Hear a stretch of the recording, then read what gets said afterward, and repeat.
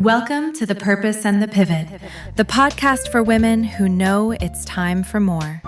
With your host, C. Renee McLain, career and life coach and champion for women navigating change with confidence and clarity. Each week, we'll have real conversations about career moves, life transitions, mindset shifts, and the power of redefining your purpose at every stage of life. Whether you're pivoting professionally, personally, or both, this is your space for guidance, growth, and grounded support. Let's dive in. Welcome to The Purpose and the Pivot. Today's episode is Confidence After Setback. Rebuilding self-trust after disappointment or failure. Yeah, let's get into this. Let's talk about something we don't celebrate. Yeah. Setbacks. The job you didn't get. The business idea that didn't take off. The relationship that ended. The opportunity that fell through. The goal you worked toward that did not materialize. Yeah. No one posts the disappointments.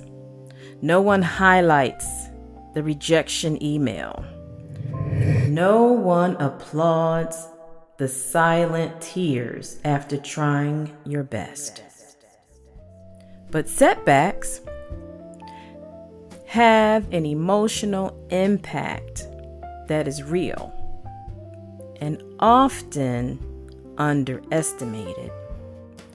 And if we're not careful, we don't just lose the opportunity, we also lose confidence. Yeah. There is an emotional impact of setbacks. Yeah. When something doesn't work out, it rarely feels neutral. Yeah, it's not neutral. It feels personal. Because there's disappointment, maybe embarrassment, frustration, doubt, sometimes even shame. And then you start replaying everything. What did I miss? What could I have done differently? Am I actually as capable as I thought? Was I foolish to try? Yeah, a setback can shake your internal foundation if you are not anchored. Because it doesn't just challenge what you did, it also challenges who you believe you are. And that's where confidence begins to erode. Not in the event itself, but in the meaning that you attach to it. Yeah. So what we have to do, we have to learn to separate identity from outcomes. Yes. And here's the critical shift. An outcome is an event. It is not an identity. Failure is something that happens. But guess what? It is not something you are. You are not a failure. And then rejection. Rejection is an experience. It's not a definition. But when we internalize these outcomes, we fuse them with identity. We think the promotion didn't happen, so now I'm not leadership material. That's not true. We think, oh, well, the client said no, so I'm not good enough. Or we may think the launch flopped, so now I'm not cut out for this. No. That fusion is what damages confidence. And guess what? Confidence is not built on constant success. Confidence is built on stable identity, Know who you are. Yes, because when you know who you are, outcomes inform you. They do not define you. Okay? Yeah. So you have to learn to say that didn't work without concluding I don't work. Okay? Yeah, absolutely. Yeah. Now, let's talk about how to rebuild self-trust. Yeah. After a setback, the real work is rebuilding self-trust.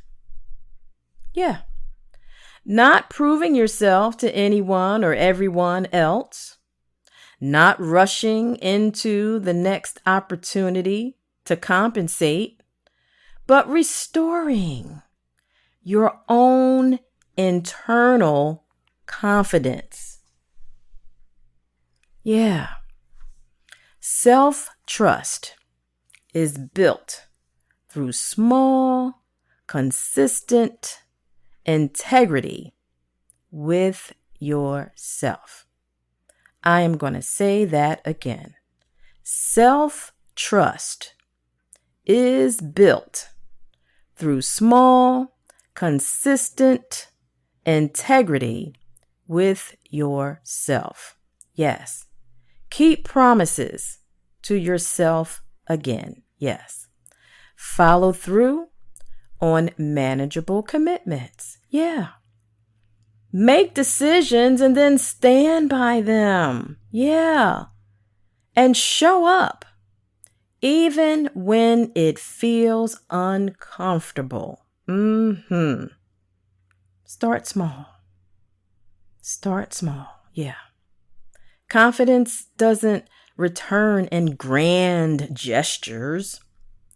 It returns in quiet consistency. Yes, quiet consistency. And give yourself permission to process. Yeah, because disappointment ignored becomes insecurity. But disappointment process becomes wisdom.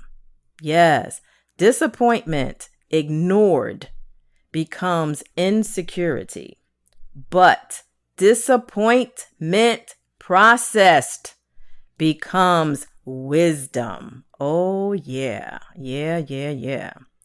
So now let's talk about rejection and turning rejection into redirection. Yes, I heard a preacher say that one time. Yes, rejection means redirection. That was his message. I'll never forget it. It was really, really good. And so rejection really feels like protection in the moment. Oh my goodness. It feels like loss. It feels like exclusion, or it may even feel like doors closing. But sometimes rejection is simply redirection. Yes, not everything you desire is aligned with your long-term expansion. Yeah. Some no's preserve your capacity. Some closed doors prevent misalignment. Some delays refine your readiness. You just might not be ready yet, right? This doesn't mean every setback is magically positive, but it does mean you can ask a different question, right? Instead of, why did this happen to me? Maybe ask, what is this preparing me for, right? Yeah, because redirection requires perspective. And perspective restores your power. Oh, yeah. Sometimes you just have to just sit back and just think about it, right? Yeah. Just sit back and pause Yes, Selah. Sometimes you just need to pause. Yeah. So let's talk about reframing failure as feedback. Reframing failure as feedback. Because failure is data. Yeah. It reveals gaps. It exposes weaknesses. It highlights areas for growth. But feedback is only useful if you can receive it without collapsing. Yeah, you can't collapse when you receive this feedback, when you're open to the feedback. Emotion first, analysis second. Feel the disappointment. Yeah, feel it. And then ask yourself, what worked? What didn't? What can I improve? What was outside of my control? Because sometimes it's just simply out of your control. Yeah. Has nothing to do with you or failure or inadequacy or anything like that. Sometimes it is just outside of your control. And then when you extract the lesson from it, you reclaim control. And control restores confidence. Yeah. Because now the setback isn't a verdict. It's simply information. So now you've gained information from what has happened, what didn't work. And that's okay, because that is what's going to help you to be able to move forward. Remember, we said rejection sometimes is simply redirection, right? Yeah.